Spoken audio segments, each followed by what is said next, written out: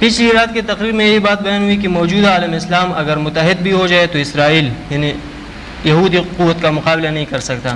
ان کا مقابلہ صرف حضرت عیسیٰ علیہ السلام کرے گا اور وہ دجال کو قتل کرے گا. یہود کا خاتمہ آپ کے ہاتھوں، آپ علیہ السلام کے ہاتھوں ہوگا. میرا سوال یہ ہے کہ اگر یہ سب طے ہے تو پھر ہماری اس ساری تگودو یعنی جدوجہد کا مقصد ہمارے ذہن میں تو یہ بات پختہ ہو چکی ہے کہ ہم نے نظام خلافت قائم کرنا ہے، جو کہ موجودہ جیو ورلڈ آرڈر یعنی یہودی طاقت کے ہوتے ہوئے فی الحال محال نظر آتا ہے. تو پھر کیا ہمارے یہ سب جدوجہد آبس ہے اور ہمیں حضرت مسیح علیہ السلام کا انتظار کرنا چاہیے اور اس وقت تک صرف دعوت کا کام چلائیں یا مسلح جدوجہد بھی کریں گے؟ اس میں کئی سوال ہیں ایک سوال میں. پہلی بات تو یہ ہے کہ جو میری بات ہے اس کی پوری ترجمانی آپ نے نہیں کی ہے. میں نے اس میں یہ کہا کہ اگر ساری قوت جو اس وقت ہمارے پاس ہے، باقی یہ کہ ان حکومتوں کا اور ان قوموں کا جمع ہونا تو محال عقلی ہے، ہو سکتے ہی نہیں. اس لیے وہ ایک بالفرض کے ساتھ بات کی گئی ہے، اس کی کوئی توقع، اس کا کوئی امکان نہیں ہے. اور ثانیاً یہ کہ اس کے لیے جو اصل ان کی طاقت ہے اس کے لیے توڑنے کے لیے ایک اعجازی قوت ہی درکار ہوگی جو معجزہ نما ہو جیسے کہ حضرت مسیح کی ہے.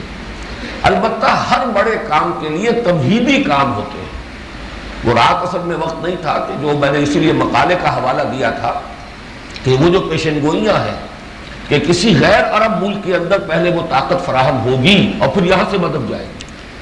تو اصل میں جو یہود اور جو بنی اسماعیل امیین کا مارکا تو وہی ہونا ہے، اور اس میں آخری فیصلہ کن چیز جو ہے دجال جو یہودیوں میں سے ہوگا اس کا قتل ہے، وہ تو ہوگا حضرت مسیح کے ہاتھوں. لیکن اس سے پہلے حضرت مہدی کے نام سے ایک شخصیت تو ہوگی نا، وہ تو مسیح نہیں ہے. اور پھر یہ کہ ان کی مدد کے لیے جو دوسری طرف سے جو قوتیں جائیں گی تو وہاں کہیں وہ انقلاب برپا ہوا ہو تب ہوگا نا. اس اعتبار سے ہمارا اپنے کام کو جاری رکھنا وہ تو اپنی جگہ پر لازمی ہے. آخری درجے میں یہ سمجھ لیجئے کہ جب ہمیں قرآن یہ بتاتا ہے کہ غزوہ بدر میں ہے مسلمانوں تم نے انہیں قتل نہیں کیا بلکہ اللہ نے قتل کیا، تو کیا اس دلیل سے آگے انہوں نے اپنا قتال چھوڑ دیا؟ جب اللہ کا کام ہے تو اللہ کر دے گا. پھر وما رمیت اذ رمیت ولکن اللہ رمی فلم تقتلوہ ولکن اللہ قتلہ.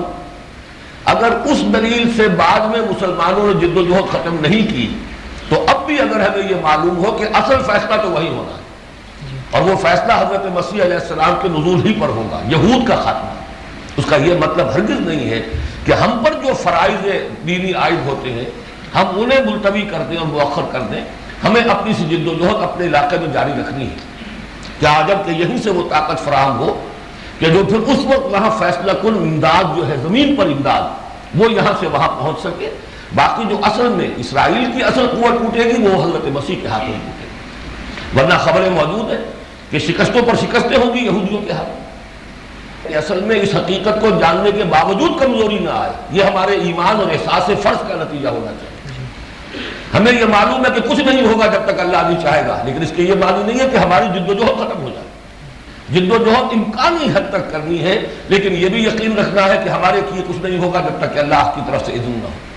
تو یہ توکل اور محنت اور مشقت ان دونوں کو برقرار رکھنا، اس کے لیے اصل شے یہی ہے کہ ہمارا احساس فرض قوی رہے اور مضبوط رہے، ہم اپنا کام کرتے ہیں.